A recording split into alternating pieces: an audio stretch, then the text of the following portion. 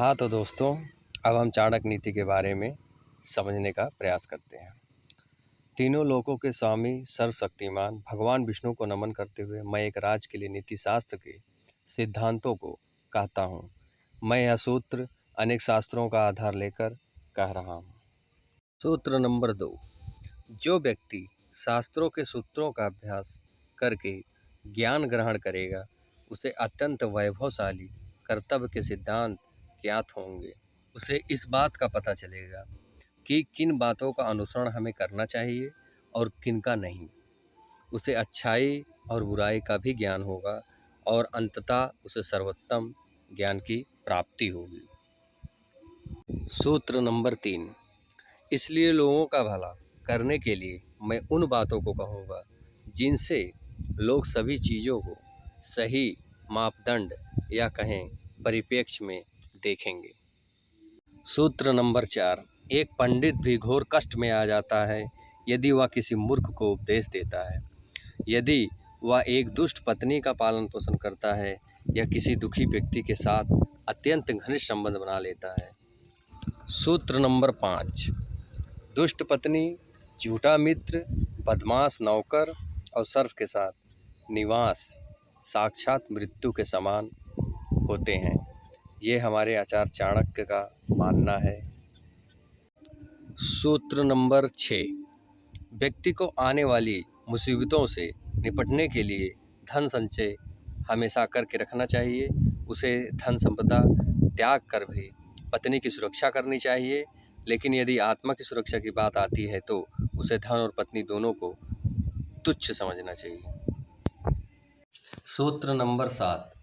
भविष्य में आने वाली मुसीबतों के लिए धन एकत्रित करें। ऐसा न सोचें कि धनवान व्यक्ति को मुसीबत कैसी।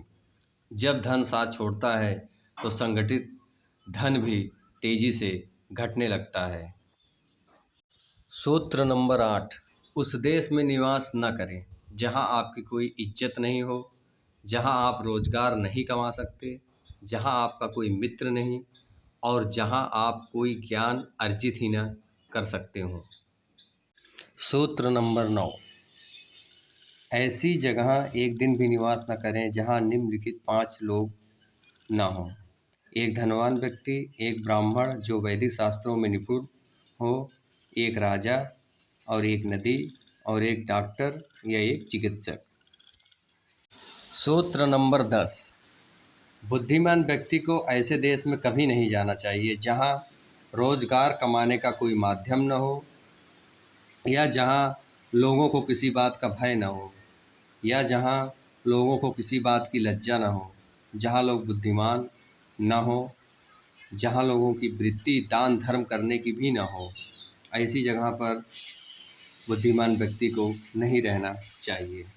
सूत्र नंबर 11। नौकर की परीक्षा तब करें जब वह कर्तव्य का पालन न कर रहा हो। रिश्तेदार की परीक्षा तब करें जब आप मुसीबतों में घिरे हों। मित्र की परीक्षा हमेशा विपरीत परिस्थितियों में करें। जब आपका वक्त अच्छा ना चल रहा हो तब अपनी पत्नी की परीक्षा करें।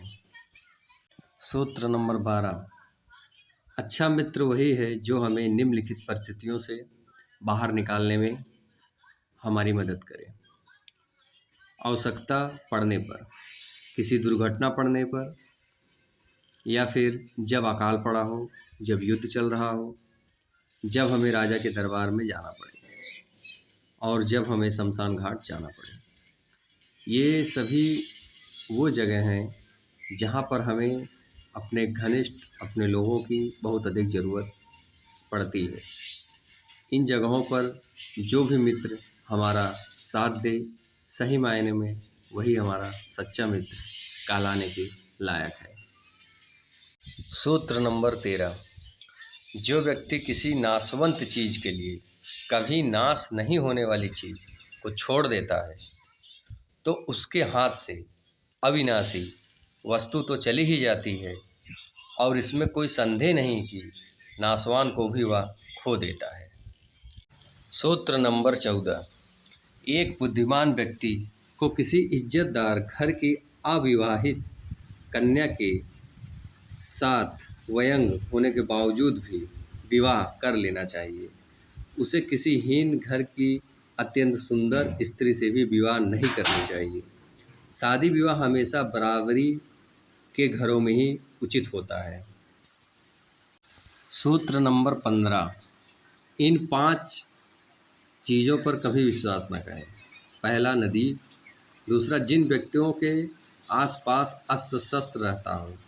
तीसरा, नाखून और सींग वाले पशुओं पर। चौथा, औरतें। यहाँ संकेत भोली सूरत की तरफ है, बहने बुरा न माने। तथा पांचवा, राजघराना के लोगों पर।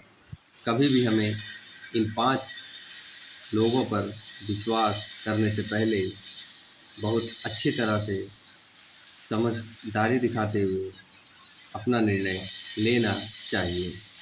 सूत्र नंबर 16, अगर हो सके तो विष में से भी हमें अमृत निकाल लेना चाहिए। यदि सोना गंदगी में भी पड़ा हो तो हमें उसे उठाकर धोकर अपनाना चाहिए।